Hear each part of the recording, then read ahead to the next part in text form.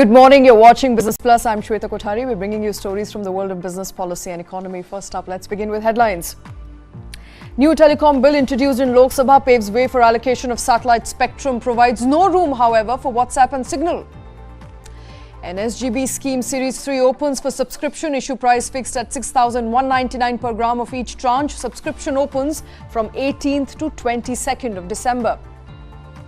And India is a star performer, says the IMF projects India to contribute 16% to the global growth in its annual Article 4 consultation with India.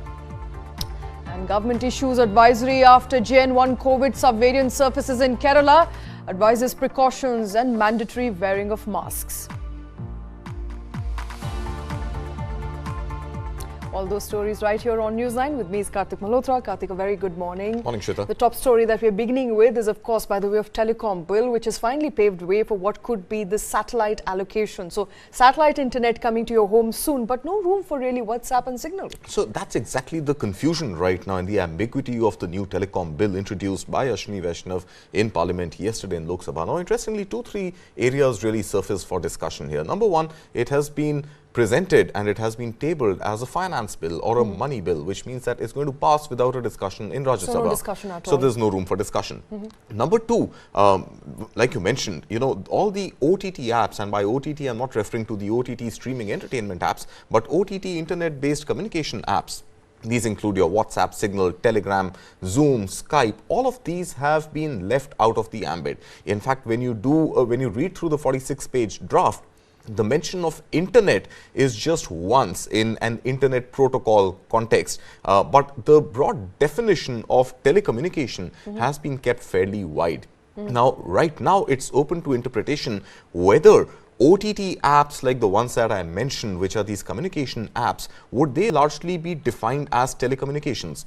Because at one end of the spectrum, while they are not really using the airwaves of telecommunication as we know, they are still used for the same purpose. They meet the same end requirement of a user. Which is to communicate. Which is to communicate. And this communication can be done through audio, just like you do in the case of a regular telephone call. But that definition is still fairly broad. Now, the assumption right now is that in case these OTT internet-based apps are kept out of the ambit of the telecom bill, these could make their way into the Digital India Act when that gets tabled and that gets passed and becomes an act. And that is unlikely to happen in this session of the Parliament. In fact, it is not slated for the winter session at all.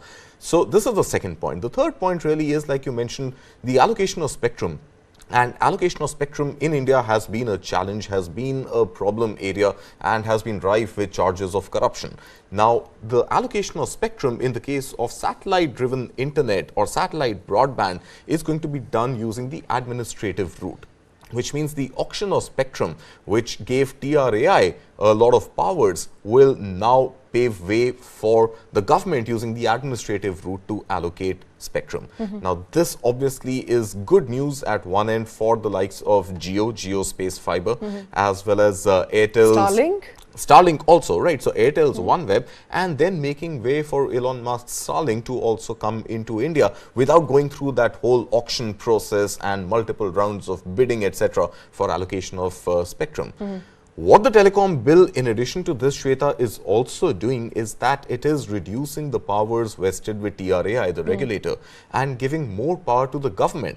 So in case of an emergency. Absolutely, which is where I wanted, perhaps talk about some of the concerns with the bill, and a lot of activists over the past 24 hours have raised those concerns on social media as to what sort of power it gives to the government when it comes to suspension of internet and telecommunication activities. I think that remains a cause of concern. Right. So internet, we don't know. Like I mentioned, the bill mentions the word internet in the context of internet protocol just once. So, the broader definition of what the government can seize control of is still unclear when it comes to internet services.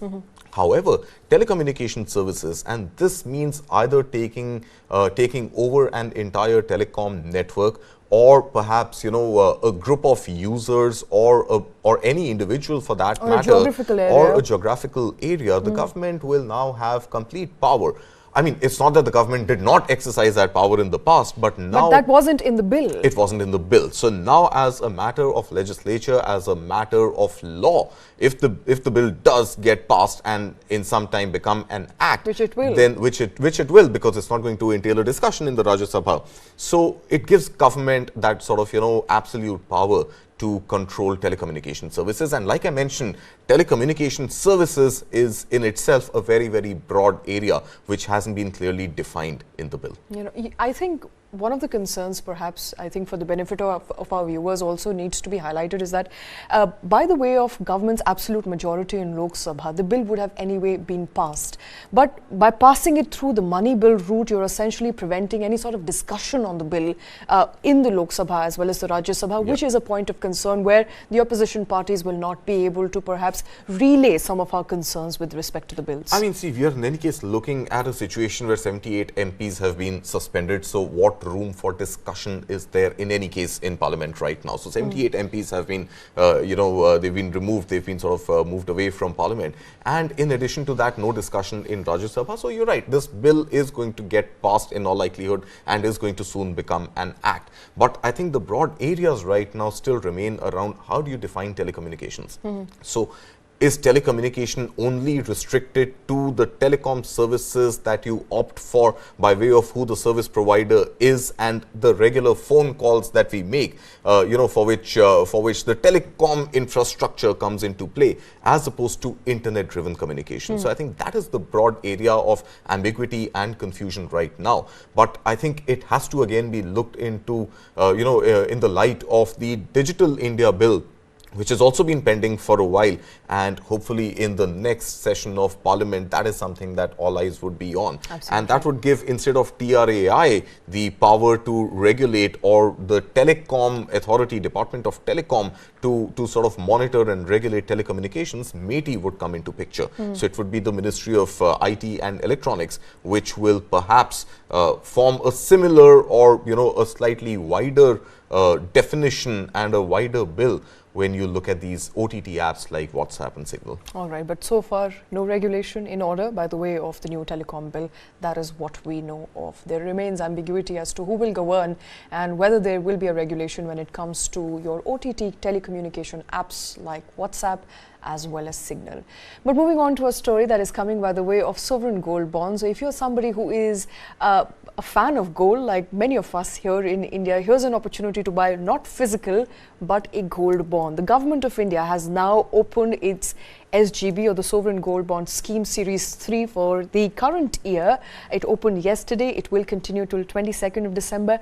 What does it mean for people? I think it means that you have an option once again to get gold priced right now at 6,199 rupees per gram, which is a little short of 6,200 rupees a gram. It's pretty much at par with what the gold price in the market is. However, an SGB gives many other advantages to investors, and these are typically investors and not those who want to buy gold to make jewelry out of it. So it's an option for investors to look at investing in gold and get returns on the basis of those investments that they make. Typically, an SGB, as the rules stand right now, have a lock-in of 5 years and have a total tenure of 8 years, which means once you opt for the sovereign gold bond tranche in whatever quantity you want to buy, you're locked in for a period of 5 years, until which you cannot trade that on any forum. And if you hold it for the full period of 8 years, then in addition to the appreciation of gold, the SGBs also give you a 2.5% annual return over and above the appreciation of gold. Now, this of course means that your investment becomes prettier by 2.5% per annum.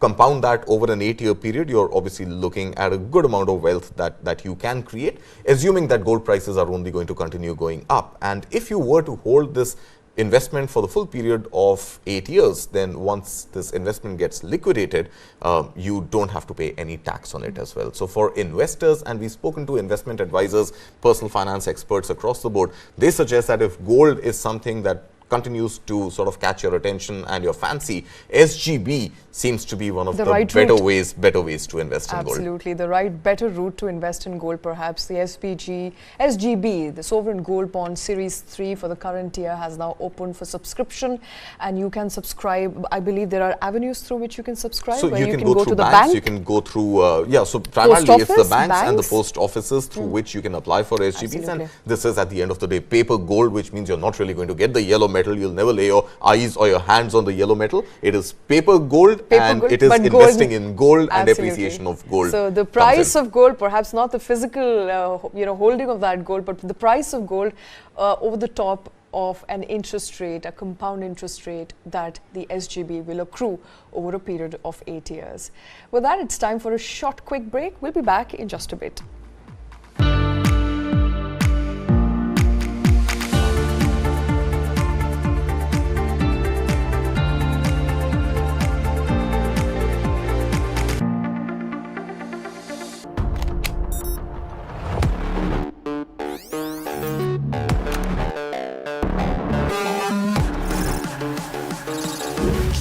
GPT. It can generate codes and human-like responses through text, write stories, and do a lot more. I work in a newsroom with anchors, researchers and scriptwriters, graphic artists, producers, video editors, camera crew. But does a newsroom really need them today?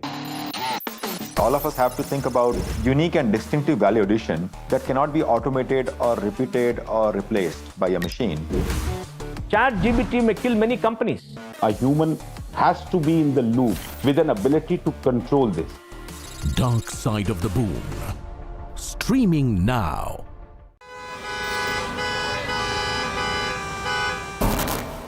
Bangalore traffic is an example of something that has gone wrong with our system. We have more than 50 flyovers in Bangalore city.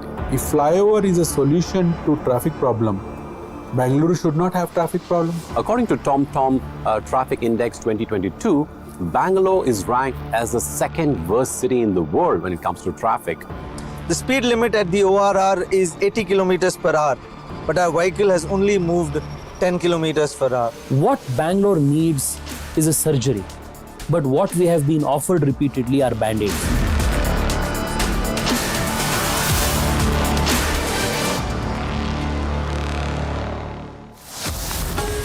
Only on the world's first news OTT. News 9 Plus, ahead of the curve.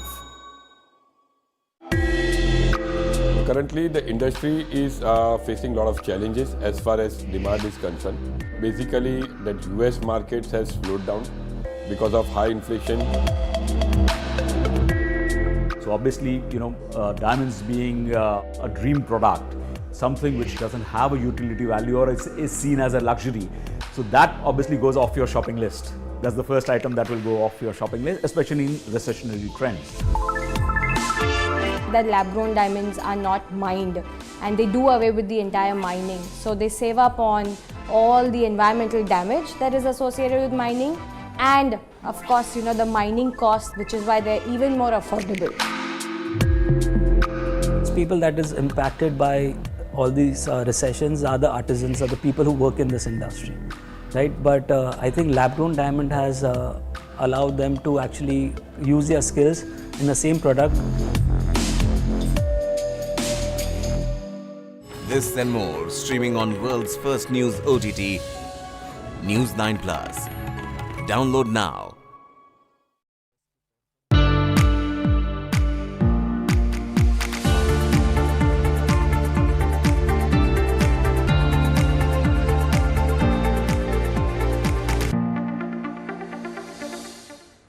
And India remains a star performer. That's the word coming in from International Monetary Fund, projecting that India will contribute to about 16% of the total global growth. It is in line with what many people have been saying, analysts, agencies, and now IMF joining a long list of people appreciating India's growth story, Karthik. Shweta, so, it's interesting to note how the lexical usage sort of, and that narrative has moved in the last 1 year from the same IMF calling India a bright spot in the world when it came to India's growth. The narrative has actually progressed to now becoming a shining star. Shining is something I've added, IMF has not, but yeah, from a bright spot, you've become a star performer. Not surprising if you look at it. I think India's macro fundamentals have been robust, and we've seen that at a time when the US economy was slowing down and there were talks about US going into recession. That narrative then got changed to US perhaps looking at a soft landing, and the debate is still on whether next year is going to be a soft landing or a hard crashier landing for the US. And at a time when China, which was thus far the sort of most talked about pre-COVID, the most talked about Asian economy, India has come out much stronger than both US and China. So IMF also looking at data and its own projections between last year and this year, revising a few times over. At one point, IMF was looking at India's growth rate to come in at about 6%. It revised that to 6.2%. And now it's saying 6.3%. So, overall, the IMF projection on India's growth has also been increasing. And this has been going higher in line of India's own set of macros doing well. So, we've seen a 7.6% or 7.8% growth rate in Q1. We've seen a 7.2% growth in Q2. So overall, India's sort of own projections of 6.5% annual growth have gone up to about 7%. So in line of this, I think IMF is now coming and realizing that yes, India is definitely not just the fastest growing major economy in the world, but also contributing almost 16%, and 16% is a good handsome double-digit contribution to global growth. So there is, of course, this growth being registered on the back of other economies slowing down, but can't take away from India a few things which IMF has also mentioned in its own report. The first and foremost, of course, being that India is a large, young and growing population. And this population is contributing to consumption in India. Second, of course, is the government's own focus on building infrastructure. Infrastructure and logistics both becoming very, very critical delivery tools for really driving this vision of India progressing and India becoming a star when it comes to India's own economy. Add to this, of course, there is room still for some sort of fiscal buffers, financial stability, price stability, because inflation we've seen in India has remained high, has remained sticky. And despite RBI's best efforts, we still haven't yet been able to come down to the 4% headline inflation rate, which the RBI really wants.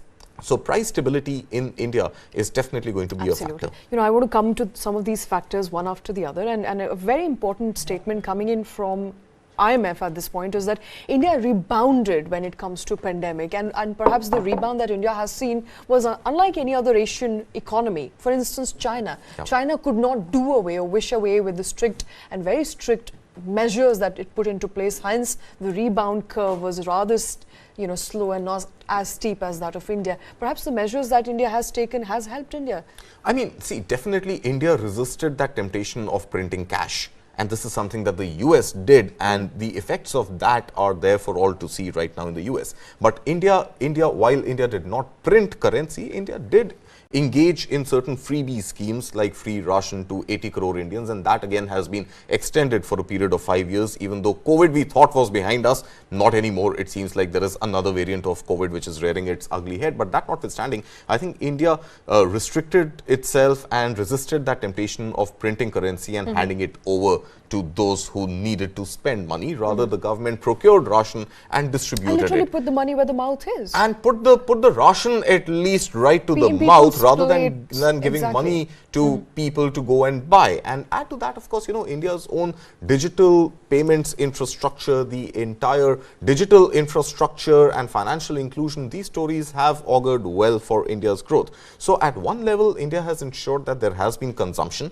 If private consumption in at least tier 1, tier 2 cities, when you look at that data with respect to people purchasing cars and property prices which have been on the high, that is one end of the story. The other end of the story, when we're talking about lower middle income population or the below poverty line, there has been enough subsidy given by way of the government, getting them to at least buy 3 square meals a day or provide those 3 square meals a day. So all these have kept India's economy not just afloat during COVID, which it did, but also the K-shaped recovery that we spoke about when from a decline in the second quarter of FY21, we saw like an immediate correction and we registered a growth in FY22. And that story has continued, and numbers coming in, the macro data coming in this financial year, FY24, is also registering better than expected growth. In fact, all analysts, all economists out there, nobody really being able to gauge or get a real sense of what growth numbers India will get. Absolutely. So the growth numbers in India continue to surprise. Perhaps inflation again is something that IMF is taking note of. It says that country has moderated its headline inflation numbers. Employment has surpassed the pre-pandemic levels and informal sector continues to formalize. So IMF taking note of some of the measures that government took, perhaps in the budget that has gone by. I mean, I think this is one place, Shweta, where I would disagree with IMF, because I believe while employment numbers may have surpassed pre-pandemic levels, but unemployment rather continues to hover around the double-digit mark for India. So I think the last data that was released by CMIE about 2 weeks ago suggested that rural unemployment is actually just at the border of 10%, about 9.8% or so. And even urban unemployment has been fairly sticky and fairly high at 8%. So jobless growth is obviously a risk area for India, and the fact that India has not been able to create as many jobs, and those jobs that had been created in the formal sector have actually been lost. So if you look at the startups in New Delhi, Gurgaon, Mumbai, Bangalore especially, you've seen that startups have this year laid off, as many as 28,000 odd people. I mean, those numbers are fairly wide-ranging. And even the IT sector, which in fact has higher employment targets year on year, this year had to cut jobs, and not just cut jobs. In fact, their sort of projections to employ more people next year are also a little tepid. And look at this in the context of AI, generative AI, which can do the basic jobs of coding and the rudimentary sort of, entry-level jobs, will also mean that perhaps jobs in the organized formal sector will be harder to come by. So will India be actually able to tide over this sort of, growth spurt that we are seeing on the basis of formal employment not picking up? That would be one challenge area. But IMF is also hoping that political stability is something that will enable India to ride over all these challenges in the coming election year. And in fact, IMF also taking note of the general elections in 2024, suggesting that the government has so far aligned with IMF's own, suggestions when it comes to continuity in policy, and IMF in fact rolling the drums when it comes to India's growth story there. But in line with what government has done post-pandemic, perhaps pandemics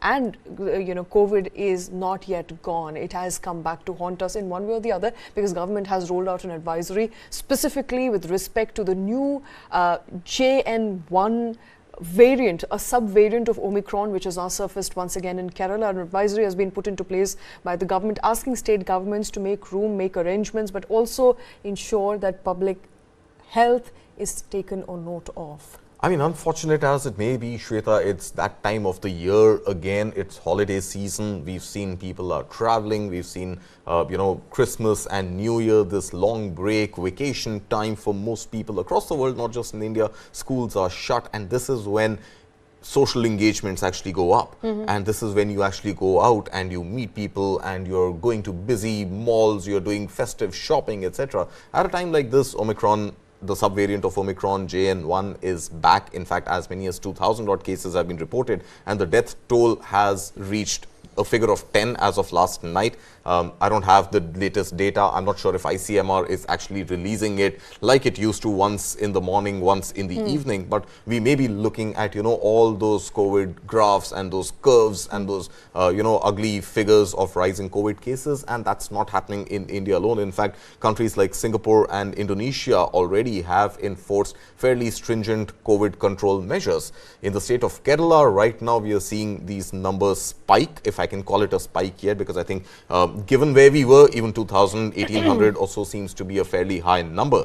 And in holiday season, in festive time, the number is going to go up. If travel continues and if people continue sort of, meeting each other, like we are sitting in a studio, not 6 feet away, not wearing masks, right? So I think in our office, everywhere else, in crowded streets, malls, public transport, airports, these are all busy sort of, areas to be in. Absolutely. So controlling this menace of COVID will ensure that there are strict measures in place. And I think the basic hygiene factors that we had become so accustomed to and have now wished away, maybe we wished them away too back soon. To masks, and we could be back to masks and sanitizers and distance and washing hands frequently.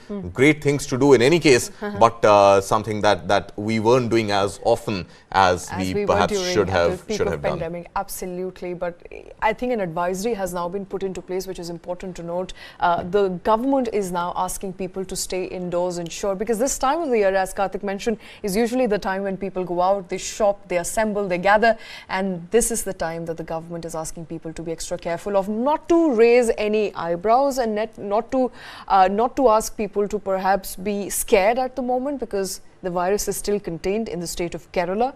Karnataka, the bordering state, Shweta, is my also question is, on alert. Are we doing enough testing? I mean, there are enough and more people who are coughing, who are sneezing, who have fever. But the point is, you attribute it sometimes to change in weather. You attribute it sometimes to any other infection you may have picked up. Allergies, given, let's say, cities like Delhi, NCR, where there is such high, severe levels of pollution, which has now come down to the poor category, which we are very happy and proud about. But we attribute illnesses, sicknesses, coughing, sneezing to multiple other things. But are we doing enough testing? Right. And I think the broader point I want to make before we end, Shweta, is that COVID, if it comes back, could have repercussions on the economy as well. And we've seen that in FY21. And there is this economic momentum which is on right now. And there is this quarter-on-quarter joyous moments when GDP data comes out. Right. And there is, of course, even if you're not very happy with the employment numbers, but at least we are restricted to late single digits yet.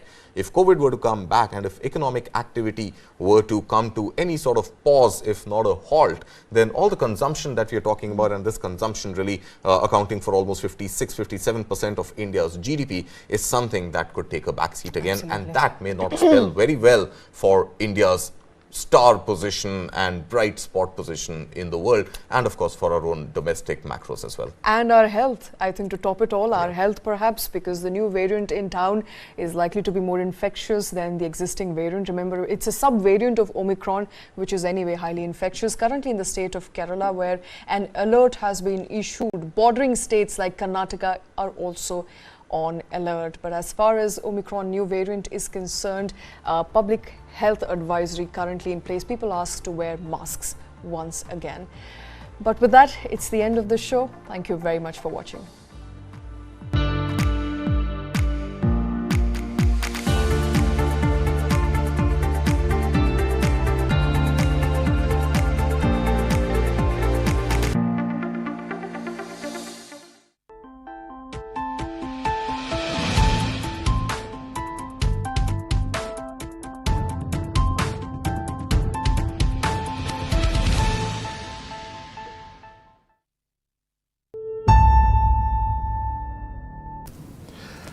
I recently received a friend request from Mahira Sharma. Now, we seem to have a lot of friends in common on social media, particularly from the military veterans community. But something about her didn't quite add up. So we decided to investigate. Now, honey traps as an espionage tool are nothing new. They've been around for centuries. But Pakistan's ISI, their spy agency, has been perfecting honey traps in the virtual space. Our story takes you inside Pakistan's honey trap machine.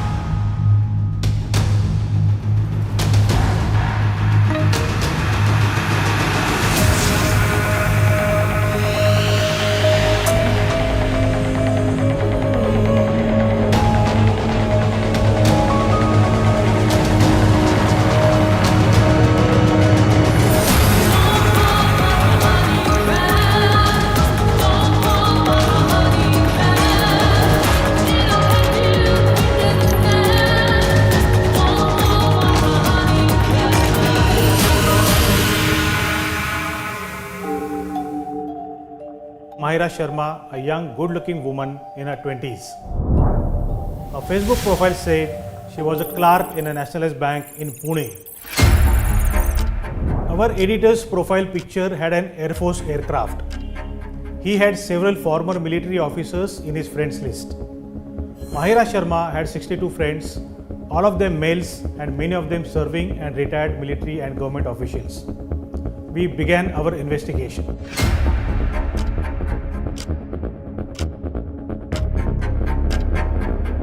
We found 3 more Facebook accounts with the exact same profile picture and name. Another Facebook profile, Gauri Sharma, had the same work profile as Mahira. That confirmed our suspicion that both accounts were fake. We decided to dig further. We first called the bank. They confirmed that no one by this name worked there. We then approached 2 of their followers and asked them whether they personally knew these women. They said they had never met them. It was not clear why they had accepted the friend request. Our investigation led us to a list of honey trappers trained in Pakistan. Pakistani intelligence operatives run these fake accounts. They have only one target: Indian men in uniform.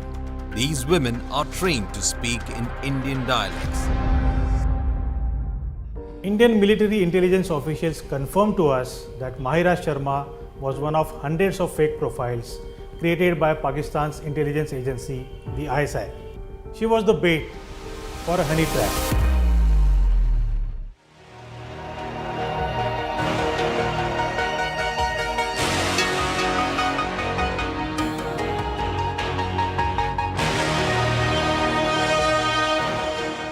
Etc., we try to educate our people, but a lot of our journalists and a lot of our public professionals, etc., believe that they are not vulnerable, they have got nothing to hide. But what happens in something is, Mahira Sharma tries to approach me on LinkedIn, and if I find that she is connected to some famous editor whom I know, so my trust factor and the chance of me lowering the guard is very much there.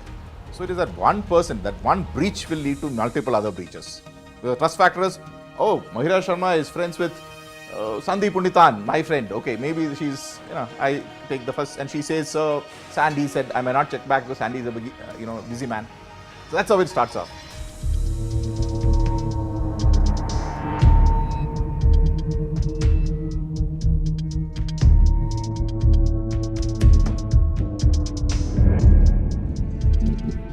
जहाँ पे भी आपको लगेगा, उनको लगेगा कि there is a person who is susceptible to women, who's making a lot of women friends on the social media.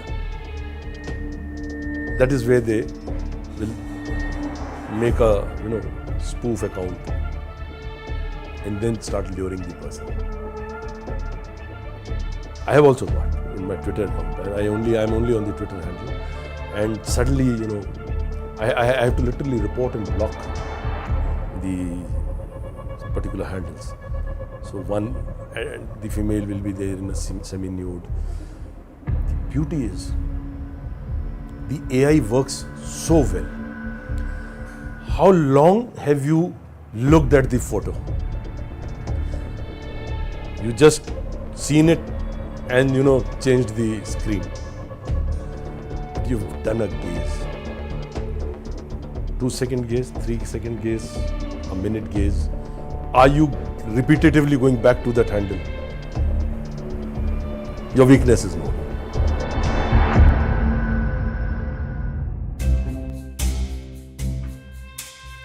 So the ISI is a professional intelligence agency, and since you said that their nation's motivation is, their race and deter for existing is to, seemingly defeat our nation and rest Kashmir. That is what they openly say, and they have created a vast infrastructure to defeat this nation. And being a professional organization, they look at multiple ways to infiltrate our nation, get military information, because we are a militarily superior power. So they run these operation, and the information age, it is but natural they will create, Mahira Sharmas and try to infiltrate.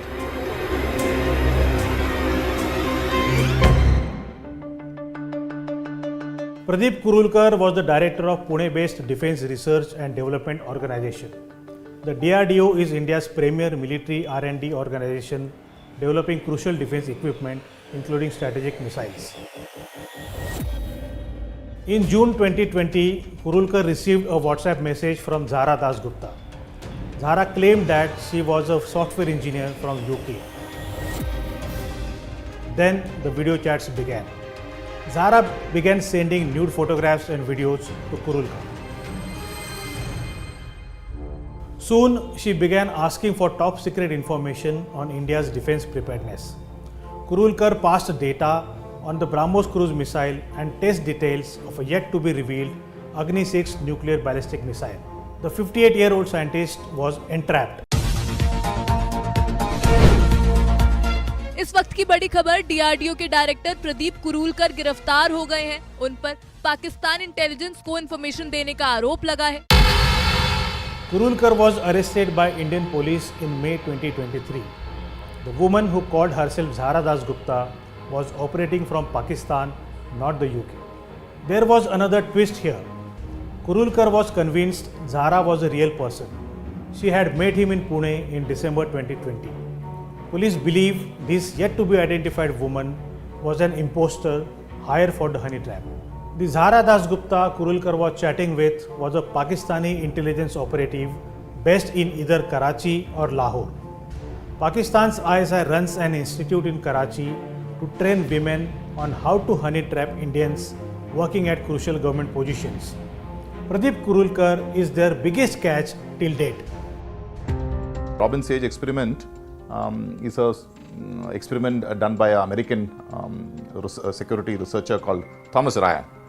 Okay, 2009 he created a profile on LinkedIn and took the face from a pornographic website of a young lady and created a fake profile about her in a couple of in other social media. This saying she's a researcher who's worked in the US Navy and she's got 10 years experience, etc., and immediately she started requesting people who had security clearance in the US military as well as the strategic community, and she managed to make a lot of friends over there. So, and he presented it later as a study, a very famous study, saying getting in bed with Robin Sage. They identify the person who either has information or who has access to the information. It is not necessarily defense personnel only. So it's anywhere and everywhere. If India was making vaccines, you think people won't be interested what exactly they're doing there? What people don't realize is security is weakest at the top. Security is usually very tight down below because people down below are, come under a security and a disciplinary regime. But when you go up the chain, no one enforces it to people at the top. That disciplinary regime and the security regime is not enforced at the top. And they usually have a public profile where it is much more easier to approach that person. What is predominant in this honey trapping cases is that most of the victims, the majority of the victims which have been even arrested by the intelligence agencies in the past 6 to 7 years, more than the honey trap, they have been the victims of a malware which was installed in their phones in disguise of a chatting app or a dating app. And once the mobile phone is compromised, their conversations across the days recorded, their photos are stolen, their documents are stolen. That reveals much more, and that is the most strategic damage a country faces.